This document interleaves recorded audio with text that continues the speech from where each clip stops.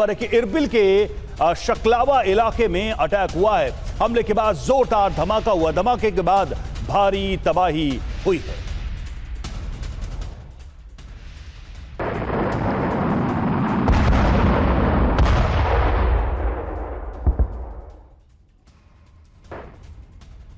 Iraq के Erbil में drone हमला, ईरानी प्रॉक्सी के हमले की आशंका जताई जा रही है। हमले के बाद यूएस डिफेंस सिस्टम एक्टिव है। तो एक के बाद एक अलग अलग इलाकों में हमले हो रहे हैं। ईरानी प्रॉक्सी के हमले की आशंका जताई जा रही है और हमले के बाद यूएस डिफेंस सिस्टम भी एक्टिव।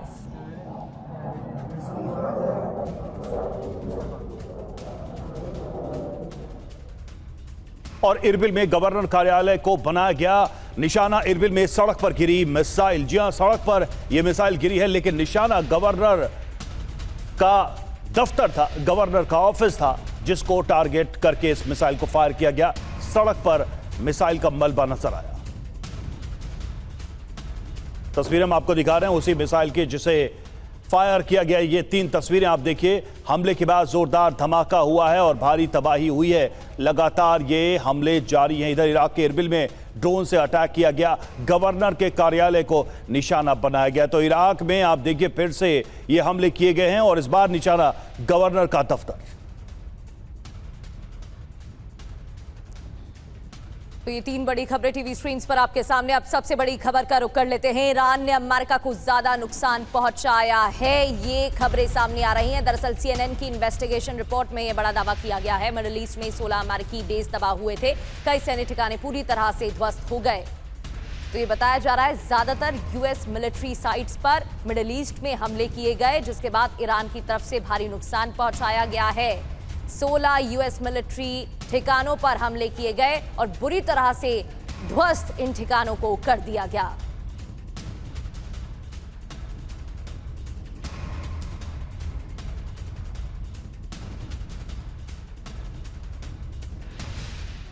तो ये जो CNN की इन्वेस्टिगेटिव रिपोर्ट है, इसमें बड़ा दावा किया गया, अमेरिका के नुकसान को लेकर दावा किया गया है और यह भी कहा गया है कि अमेरिका के बेसेस को बड़ा नुकसान पहुंचा है। जंग में आप देखिए अमेरिका के 16 अड्डे, उनको निशाना बनाया गया, उनको ध्वस्त किया गया है। एक एक करके हम ये तस्वीरें भी आपको दिखा रहे हैं। ये बेसेस अमेरिका के वो ठिकाने जिनको ईरान ने टारगेट किया था, जिसको लेकर ये रिपोर्ट भी अब सामने आई है। ये आप जो देख रहे हैं ये इंस्टॉलेशंस जिनको हिट किया गया और इनको डैमेज किया गया है। ईरान के हमलों में 40 दिन में 16 अमेरिकी बेस तबाह हुए हैं और 8 खाड़ी देशों में यूएस के सैन्य ठिकानों पर यह अटैक किया गया। ये देखिए, पहले हमने आपको दिखाई पहले की तस्वीर और बाद में हमले के बाद देखिए कैसा नुकसान यहां पर पहुंचा है। इस तरीके से 1-2 नहीं बल्कि 8 खाड़ी देशों में यूएस के जितने सैन्य ठिकाने थे, करीब 16, उनको नुकसान पहुंचा है। एक दूसरी तस्वीर हम आपको दिखा रहे हैं जब एयरक्राफ्ट कैरियर को नुकसान पहुंचाया गया, उसको हिट किया गया पूरी तरह से। आप देखिए ये फाइटर एयरक्राफ्ट कैरियर, माफ कीजिएगा, ये फाइटर जेट पूरी तरह से तबाह हो गया है। इस तरीके से बड़ा नुकसान अमेरिका को हुआ, यही रिपोर्ट में दावा किया गया। अधिकांश अमेरिकी सैन्य ठिकानों पर यह बड़ा नुकसान हुआ है। अमेरिकी सैन्य अड्डे के रनवे हो, हैंगर हो, रडार हो, इनको ध्वस्त किया है। अमेरिका का कतर सैन्य बेस बुरी तरह से तबाह हुआ है और इसमें खास बात यह है कि CNN की रिपोर्ट में यह दावा किया गया है। नुकसान के दावे को लेकर जो बातें आई हैं, जो तस्वीरें सामने आई हैं, उसको भी हम आपको दिखा रहे हैं, पहले और बाद की। ये पहले की तस्वीर और जब हमला हुआ उसके बाद आप देखिए इन बेसिस को कैसा नुकसान पहुंचा है। कतर के बेसिस को, UAE के बेसिस को नुकसान पहुंचा है। कई सारे फाइटर जेट्स तबाह हुए हैं इन हमलों में। 40 दिन में 16 अमेरिकी बेस तबाह हुआ। और क्या क्या अमेरिका को नुकसान हुआ है, जानने के चलते हैं प्रगति के पास। बिल्कुल, और बताते हैं कि अमेरिकी अड्डों पर हमले किए गए तो अमेरिका को कितना नुकसान हुआ, ईरान को नुकसान हुआ है, उसकी जानकारी भी देंगे। लेकिन ईरान के हमलों में 40 दिन के अंदर 16 अमेरिकी बेस पर हमले किए गए और ये अमेरिकी बेस तबाह हो गए। 8 खाड़ी देशों में अमेरिका के सैन्य ठिकानों पर भी हमले किए गए। आपको याद होगा अधिकांश अमेरिकी सैन्य ठिकानों को बड़ा नुकसान ईरान की तरफ से पहुंचाया गया और अमेरिकी सैन्य अड्डों के रनवे, हैंगर, रडार भी ध्वस्त हो गए। अमेरिका का कतर सैन्य बेस बुरी तरह से तबाह हो गया। खास बात यह भी है कि CNN की रिपोर्ट में बड़े नुकसान का दावा किया गया है। सैन्य ठिकानों की रिपेयरिंग पर भी बड़ा खर्चा होगा और युद्ध खर्च 25 से 40 बिलियन डॉलर बढ़ जाएगा। ये भी आंकड़े सामने आए। हमारे साथ खास मेहमान जुड़े हुए हैं, साथ ही मनीष भी हमारे सहयोगी इस वक्त हमारे साथ जुड़ चुके हैं। सबसे पहले चतुर्वेदी सर, सवाल आपसे ही है कि ये जो रिपोर्ट है, इसमें जो दावा है, इसकी आशंका तो थी ही, अमेरिका जिस तरीके से इस पूरे मामले में, इस वॉर से एक रिस्पेक्टेबल डील करके निकल जाना चाहता था, छोड़ देना चाहता था, उसकी वजह अब इस रिपोर्ट में भी दिखने लगी है। बड़ा नुकसान 16 बेसेस को और जो उसके सहयोगी देश थे वहां पर ईरान ने यह नुकसान पहुंचाया है।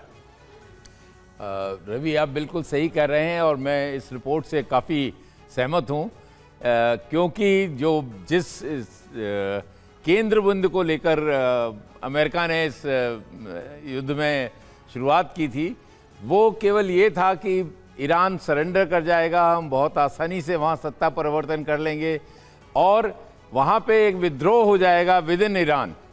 तो वो सब कुछ नहीं हुआ, उनकी रणनीति फेल हुई और ओवर कॉन्फिडेंस में अमेरिका इस युद्ध में गया था।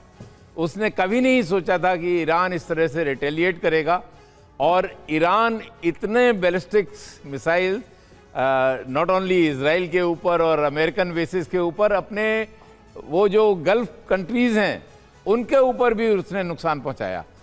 गल्फ ऑफ हॉर्मूज को उसने एक ऐसा पॉइंट बना लिया जिससे कि पूरे विश्व को उस पर इस युद्ध का असर महसूस हुआ।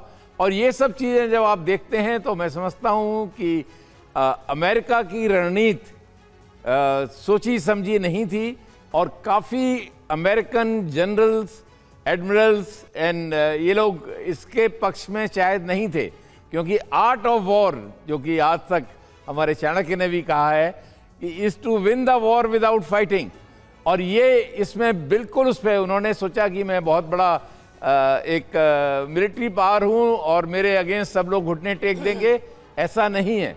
दूसरा, जब उन्होंने एक सिविलाइजेशन को, एक सभ्यता को बर्बाद करने की बात कही, उसने पूरे ईरानियन को एक साथ जोड़ दिया, उन सबको अपने देश के ऊपर खतरा नजर आने लगा, अपनी सभ्यता के ऊपर। और ये जो हुआ है, इस तरह की भाषाएं, इस तरह की मर्यादाएं मैं नहीं समझता कि युद्ध में कोई भी करता होगा। और आज भी वही कर रहे हैं, वही गलती आज भी कर रहे हैं। वो कह रहे हैं कि जो मैं चाहूँ वो करेगा। निगोशिएशंस एक सम्मान के साथ होना चाहिए, दोनों का एक ऑनरेबल जो है पॉइंट्स पे एक्सेप्टेंस होनी चाहिए। ये नहीं कि जो मैं कहूँ वही होगा, ऐसा मैं नहीं समझता कि इस तरह से किसी प्रकार का नेगोशिएशन हो पाएगा। लेकिन जरूर है, आज के दिन pressure tactics, coercion, deterrence, narrative building, इस तरह की इस वक्त लड़ाई हो रही है। मैं नहीं समझता कि इसके बियॉन्ड अब ट्रंप साहब, प्रेसिडेंट ट्रंप दोबारा रिस्क लेंगे युद्ध छेड़ने की। बिल्कुल सर, और उसको लेकर बयान भी लगातार सामने आ रहे हैं, जैसा कि आपने कहा ओपी तिवारी सर। लेकिन सवाल यहां पर यह भी है कि जो नया प्रस्ताव ईरान की तरफ से रखा गया वो भी खारिज कर दिया है अमेरिकी राष्ट्रपति ने। कोम में एयर डिफेंस सिस्टम एक्टिव कर दिया गया है, अमेरिका की जंगी तैयारी जारी है। क्या दोनों देश समझ चुके हैं कि अब बात करने से ना सहमति होगी और ना ही कोई बात बन पाएगी, अब सिर्फ एक ही रास्ता है, युद्ध का? प्रगति, रास्ता युद्ध का तो है, लेकिन फिलहाल ये सर्टेन है कि दोनों देश, ईरान और अमेरिका, दोनों युद्ध विराम चाहते हैं कि दोनों बर्बाद हो चुके हैं, लेकिन कोई भी गिव अप करने के लिए तैयार नहीं है। सबसे बड़ी परेशानी ट्रंप की है। ट्रंप ने इतने बेसेस, इतने एयरक्राफ्ट, करीब 20 या 22 एयरक्राफ्ट इनके डिस्ट्रॉय हो गए, इवन कुछ शिप्स भी डैमेज हो गई थी। इनका मेन प्रेशर लोकल प्रेशर भी है। इनकी जो पहले वियतनाम के टाइम में जो एक वॉर हुआ था, तो अमेरिकन कांग्रेस ने अमेरिका के प्रेसिडेंट को पावर कर दिया था कि 60 डेज से वॉर अगर आगे होगी तो उनको परमिशन लेना पड़ेगा। अब ये परमिशन 60 डेज हो चुके हैं, अब ये कब करेंगे, परमिशन लेनी पड़ेगी, कांग्रेस तैयार होगी कि नहीं होगी, ये एक बहुत बड़ा क्वेश्चन मार्क है। इसीलिए ये डिले भी हो रहा, 2 हफ्ते 3 हफ्ते। अब ये बार बार निगोशिएशन चलेगा कि ये शर्तें उनकी थोड़ी बदलाव हो, थोड़ा झुकाव हो, ताकि ये स्टेटस को और स्टेलमेट में चलते रहें। लेकिन जिस तरीके से स्टेलमेट रहेगा, इसमें ईरान को ही फायदा होगा।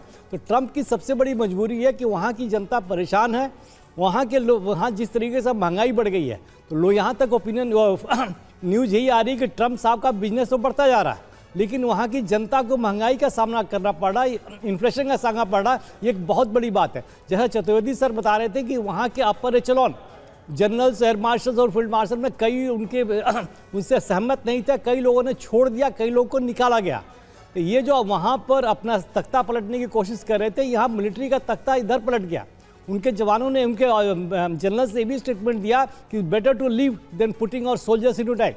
अब पूरी कोशिश उन्होंने की है कि हम अपने फुट ऑन ग्राउंड उतारेंगे, लेकिन उसका कोई मकसद नहीं बनता, बिकॉज अमेरिका 1980 में देख चुका है क्या नुकसान सह चुका है। एक बार उन्होंने कोशिश की थी, सारे लोग उनके बॉडी बैग में आए थे। तो ईरान को इतना आसानी से कंट्रोल करना आसान नहीं है। बिल्कुल अभी बिल्कुल। और देखिए सर लगता है कि इस बात को ट्रंप भी समझ रहे हैं, इसीलिए वही शर्तें तय करते हैं, फिर शर्तों को हटाते भी हैं, डेडलाइंस आगे बढ़ाते हैं, धमकी देते हैं, फिर बातचीत की बात करते हैं, फिर वो कहते हैं कि युद्ध जीत गए, फिर वो कहते हैं कि हम जंग आगे करेंगे। सारी बातें वही खुद ही कर रहे हैं। इसका मतलब साफ है कि कहीं ना कहीं उनके अंदर विलिंगनेस नहीं है कि इस जंग को वो आगे बढ़ाएं।